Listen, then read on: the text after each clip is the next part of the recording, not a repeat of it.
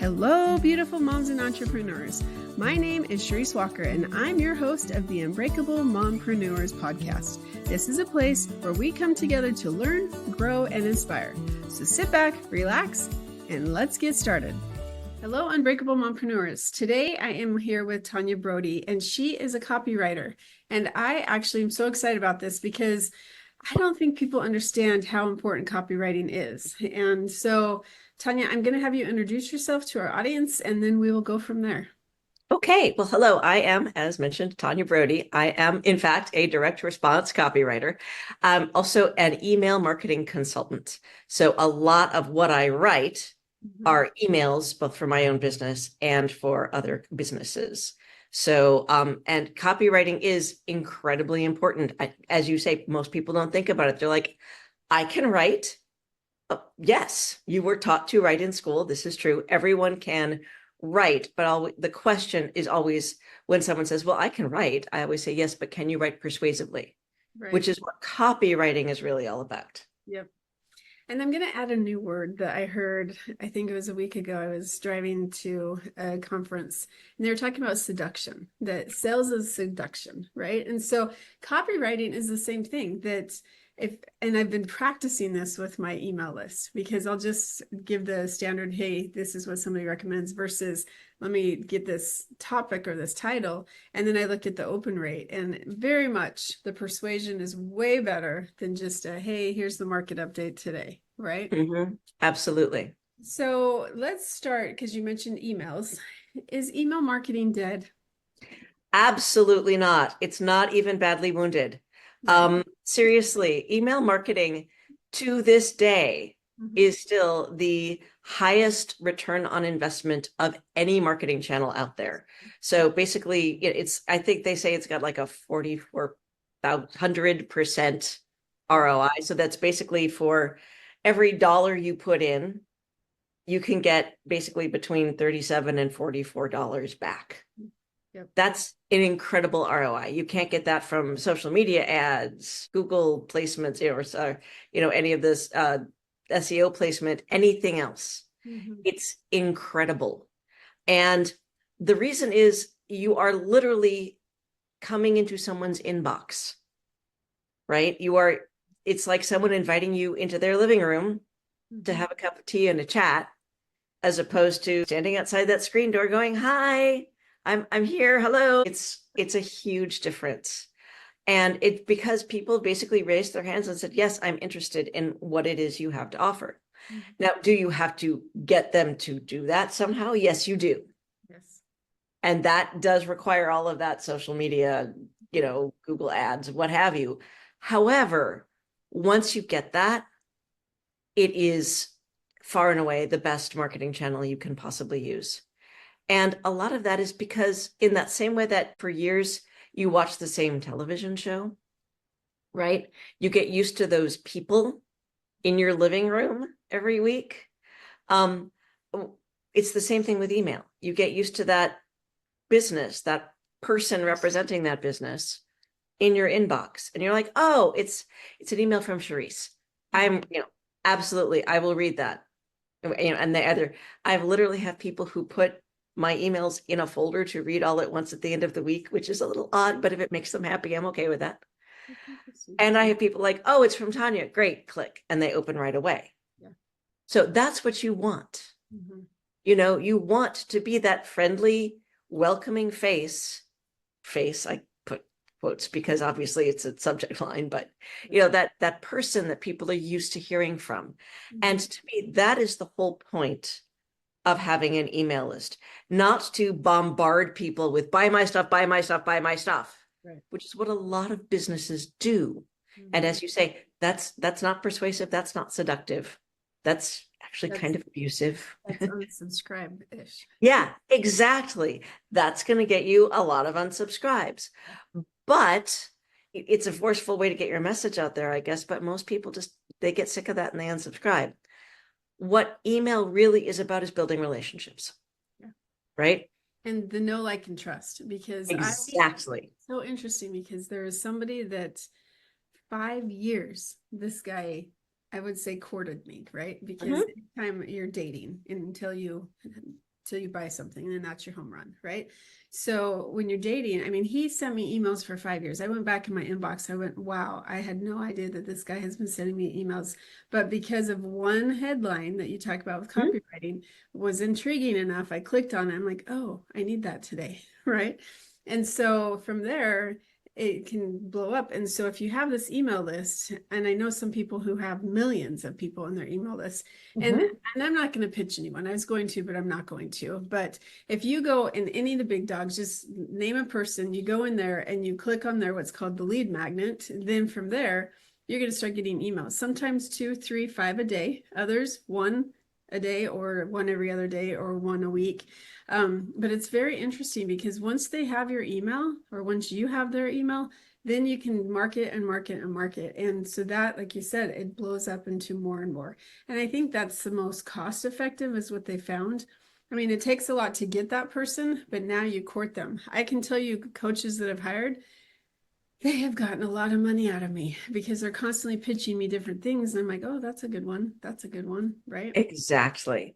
Exactly. And that's just it. Someone may join your email list and they may not buy from you for 5 or 10 years, but when you're that known quantity, and you show up in their inbox on that right day, as you pointed out, it's like, oh yes, that's the thing I need today. Right. And, sometimes when people don't buy from you, it's either not this thing or not right now. It's not necessarily never. That's when they unsubscribe. Right. That's the, okay, I'm done now. But if they stay on your list, they're just basically saying either not this thing or not right now. And eventually one of those will happen and they will buy from you. There's something that people don't really think about who are just in the immediate of, I've got to get customers. I've got to get customers. And that is for your Facebook ad or your Google ad or whatever you're putting out there, right? Your billboard, what have you. Somewhere between like 1 in 10 and 1 in 100, depending on your advertising medium, will actually buy. Yeah. There are all those other people. So if you don't have an email list, a way to bring them into your world and to educate them and entertain them and build that feeling of trust, that know, like, and trust factor, you are literally leaving money on the table. Yeah, you are. And again, instead of getting away from social media, like if your account gets shut down or if it gets hacked or whatever, you lose everything. But your email list, you own it, you have it forever. And that's the part that I love. Like just last week, I sent out something about my real estate stuff. How's the market? What's happening with NAR? What's this and that? And I was amazed at all these people that I've gotten from Facebook or I've gotten from other things. They opened, because you can see who opens it, you can see who reads it. And I thought, okay, these are things people are very interested in still. And so if you're serving them, not selling them constantly, yes, you're always going to have a link to a freebie. But if you serve them with information that they can use, now they're going to continue to keep you. Like there's people that I don't like anymore and very upset about, but I keep them because not only do I want to see how they're serving, but they give good information. And so that's the part that you're wanting to stay top of mind and continue to give and give and give. And people aren't going to say unsubscribe if you are serving. Yeah, exactly. I mean, at some point, someone will either have met that need and they're like, I don't want this anymore. And that's fine. Thank you for self-selecting. Or they'll decide that you're just not the right person for them. And that's okay. I think that's something that business owners kind of panic about. We feel like we have to have everybody. It's like, no, you don't. I used to, one of my very first copywriting jobs was actually writing websites for lawyers. Oh, wow. And when I'd say, so who's your audience? A lot of the lawyers would say, anybody with a pulse. And I'd say, okay, that's a lot of people. And, in this case, let's say they were a personal injury lawyer. So a pulse and say actually a car accident or something like that. They'd be, yeah, that, so it's like your audience is not the entire world. You do not need the however many billion people look at Facebook every day as your audience. That's a lot of people. That's a lot of money to spend, especially because you're never going to get all of them. You're just not. And if you did, you would be so overwhelmed with orders, you wouldn't know what to do. Let's be honest. Even major conglomerates can't handle that. Yeah. but you want to find your people. And to me, that's really what marketing, and especially email marketing, is all about. Because email marketing and sending what I call nurture emails, those emails that you send out every day, every week, every other week, every month, the ones that are basically saying, hey, this is what's going on. This is, who I am. This is what I'm working on. This is what I see in the world today. This is what's going on in this industry. This is how I feel about X, Y, or Z. Those are the emails that build that relationship and let people know they're in the right place. That's true. Right? It's not just about giving. It's also about welcoming. Yeah. It's about showing someone that you share their values, that you share their interests, that you have the solution to their problem, and that you get them. Because we all may speak the same general language, but we all speak slightly different versions of it. Yep. And you want to find someone who speaks your version of the language, right? Because you resonate with them more. Well, if, I speak Midwestern hometown values, because I grew up in Minnesota, and I get someone who speaks New York fast talk, I may not be their person, and that's okay. I now live in Ventura, California, in a lovely, sleepy beach town. So if I speak laid back surfer, I'm going to get people here because they're like, dude, totally. Right? They're going to get it. So really, it's about being able to understand and, for lack of a better term, vibe with the people you're speaking with. And that's email's so good for that. Because you have someone's attention. When they click on that link, they're saying, yes, I'm going to spend the next 3 to 5 minutes with you. I am willing to give you some of my precious time because you are worth that to me. So it is incumbent upon you to A, be worth that to them, and B, to be willing to speak the same language and to let them know they're in the right place. Yep, that's true. Okay, so we know that email lists are important. So the next question is, how do I start one? How do I grow one?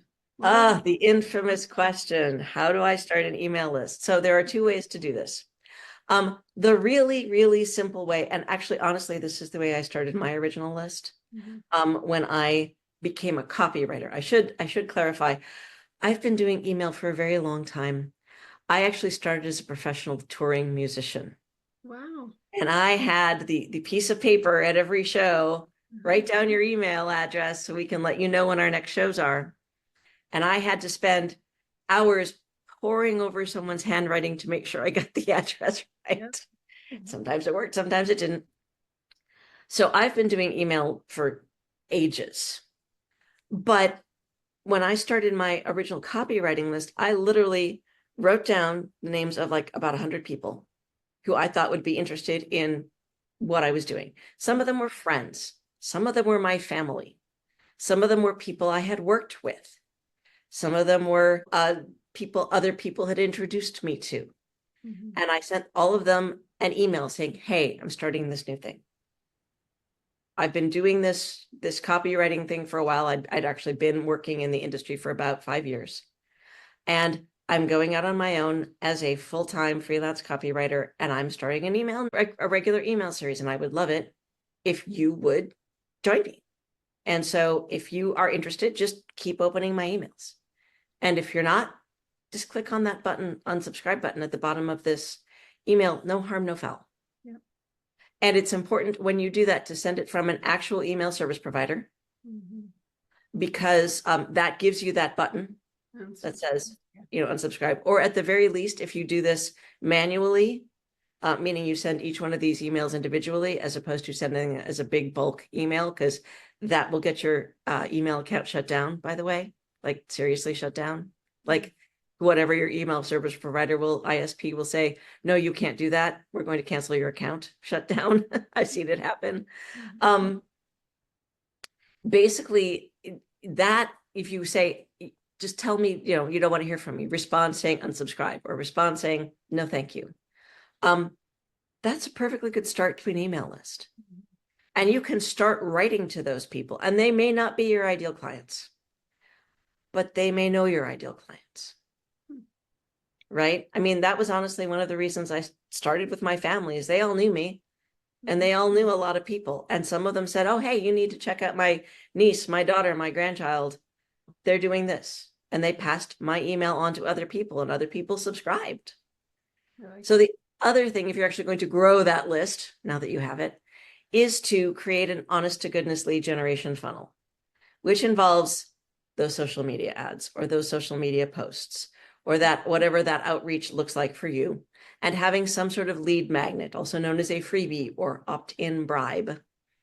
And that should be the thing that helps someone solve a little bit of their problem. A friend of mine always likens, he calls it the loaf of bread, the best slice of the loaf of bread theory. So you're selling a loaf of bread, right? It's really good bread. And so you cut the best slice out and you give people that slice. Yep. And they're like, this is really good bread. How do I get more? Yep. Right? So that's what you're looking for. The other thing I've always heard it called is the small, quick win. That simple thing that someone can do to solve their problem and have them go, oh my God, this actually works. Okay, so what do I do next? So they're turning to you because you have proven yourself as valuable. You've proven yourself as someone who can actually give them what they're looking for. So that's what your lead magnet should be. That should then go to what I call a welcome sequence. And that is like 3 to 5 emails that tells people, hey, here's the thing that you downloaded. And I always recommend sending the email with the link to download, because that does 2 things. Number 1, it makes sure they open that email, which gets them in the habit of opening that email. And 2, it shows their internet service provider, so Google, Gmail, Apple Mail, Yahoo Mail, this person actually wants to hear from you. So you're training the humans and you're training the computers. Very good. And so the first email delivers the thing and says, by the way, I'm going to be emailing you for the next few days so we can get to know each other. And then you spend the next few days sending them emails, just introducing yourself, your business, what's going on, with what you do. Give them something else to help them. Something else that will help them solve another part of their problem. If you have a blog post or an article about your business, something like that they can read, a podcast, as another example. Those are all really important to be able to share. And then at the end of that, if you want to, you can do things like get them to sign up for a wait list for whatever you're working on next, or schedule an appointment, or buy something. If you have a small something to get that introductory product into their hands, whatever it may be. So that's a really simple way to start building your email list. And then after once they're on the list, you continue to send those nurture emails. And when you have a sale or whatever, you send those sales emails. Amen. And, now you have to implement, because you've given so much information. So are there software programs that you would recommend that people use to send out your nurture emails? And if you don't want to pick specific ones, but Right. So my favorite of the email service providers to get started with is actually MailerLite. Okay. And the reason is they have a freemium plan. You get the majority of their service. You don't get everything. One of the things you don't get is very good tech support, unfortunately, but they're a fairly simple system to use. Okay. But it's enough to get you started. It's enough for you to go, oh, okay, this is how this works. And you get familiar with how all of it sets up. If you have a larger list, I recommend that you decide based on your particular industry. So like there are a bunch of good ones for e-commerce that say blend well with Shopify. Drip and Klaviyo are 2 of those. Ones for people that do direct customer service sales type of stuff are Active Campaign. Personally, I use Entreport just because it has some things that I like that integrate with some other things that I use regularly. But there are a lot of them out there. So you want to look for the things that are going to serve you best for your needs. And I realize that's kind of vague, but you can search email service provider and your business type. So, email service provider for realtors, and you'll get a bunch of recommendations. And then you take the, say, top 3 of those and you look at them and you go, oh, okay, yes, this is the one that actually fits my needs, because your needs as a realtor may be slightly different than someone else's needs. Absolutely. So you got to think about that type of things. What is it you actually need this program to do? It should send emails in bulk safely, have a good sender reputation, which means there aren't a bunch of weird spammy people using it, and that they keep their noses clean, for lack of a better term, that they are doing everything they can to protect their sender reputation, because that means your emails land in people's inboxes. And they should have an easy to use interface for you. And that part is important, because learning is intuitive no matter how good of instructions someone gives. So if you don't understand the instructions and using the platform doesn't make sense to you, it's not going to be something you use, which means it's not a good platform for you. Thank you. Okay, so last question real quick, because we're almost out of time, is we didn't even talk about copywriting. We talked all about stuff.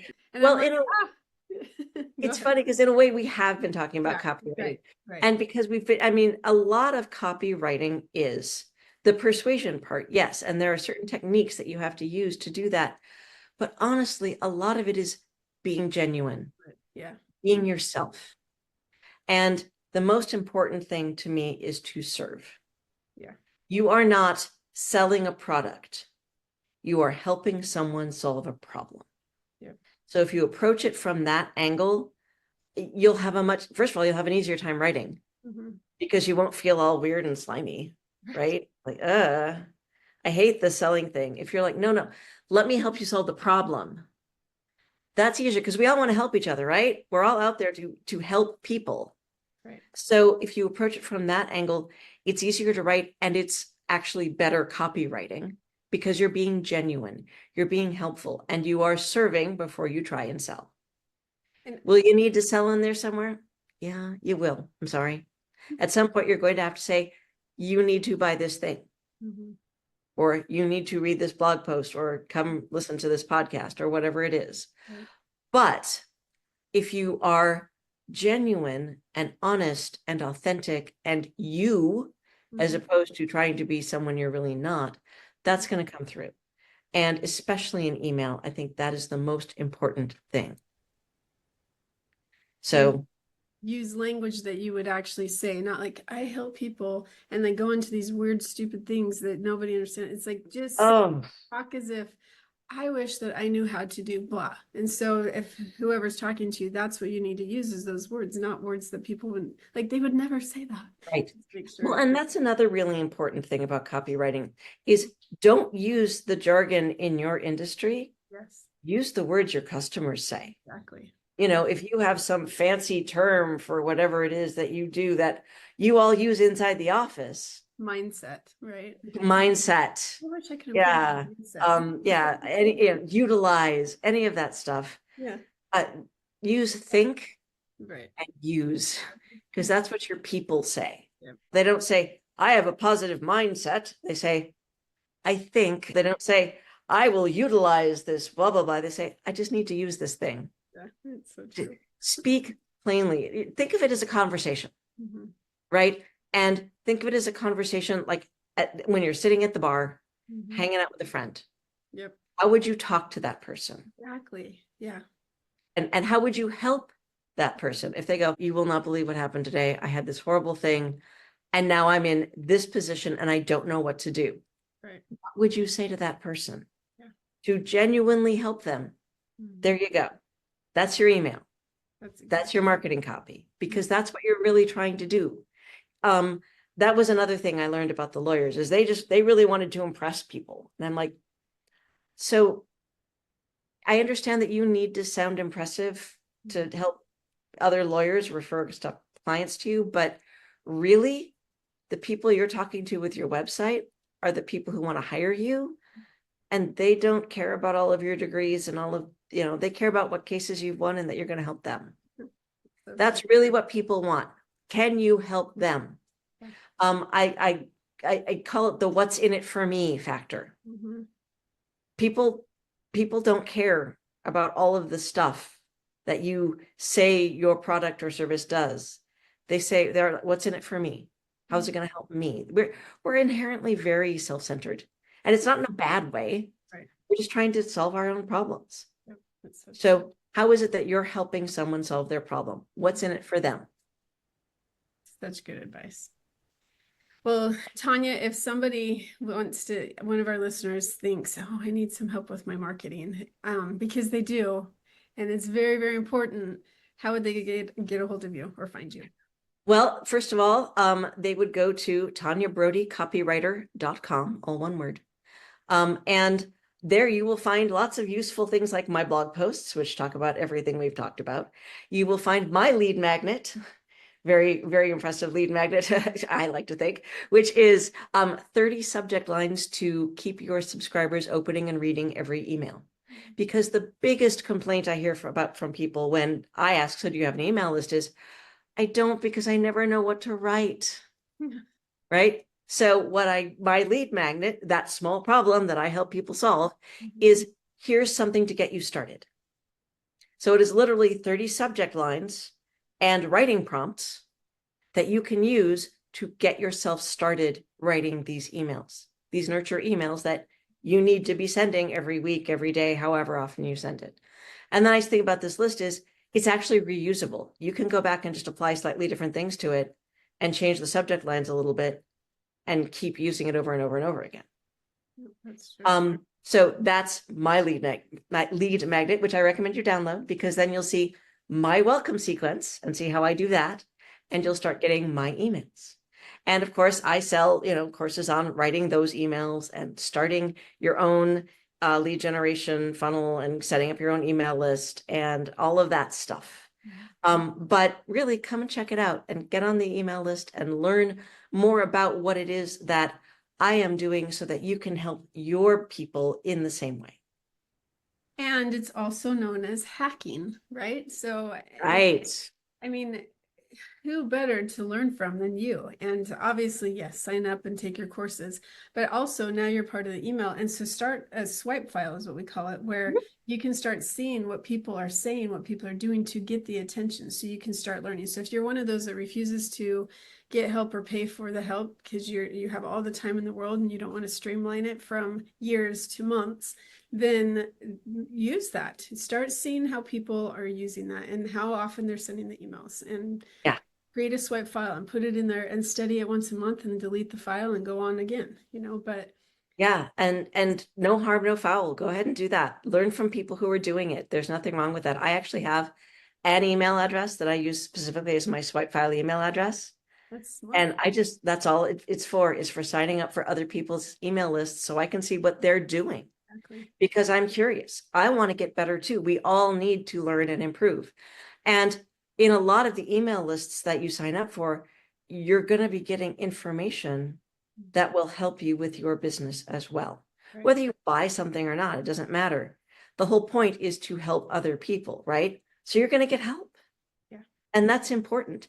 And that will show you how you can help your people in turn.